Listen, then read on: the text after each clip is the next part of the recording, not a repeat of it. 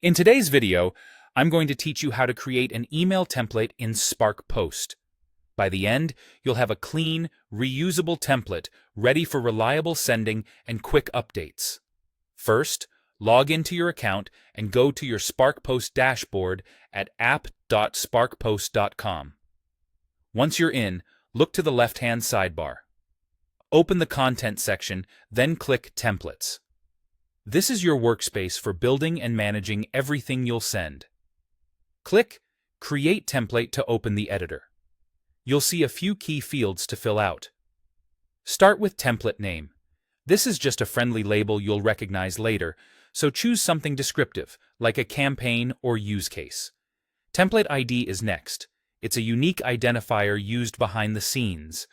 You can set it yourself for consistency, or simply leave it blank and let Sparkpost generate one automatically.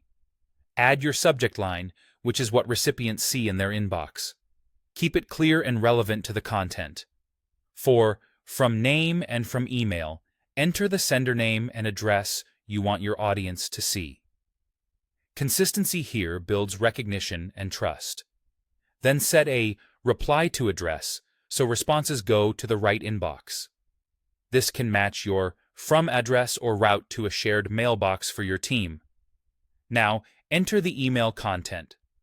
You can paste your own HTML if you already have a design, or use Sparkpost's editor to build it directly in the platform. If you prefer a simpler format, you can create a text-only version. For personalization, you can include substitution variables such as /firstname to greet people by name.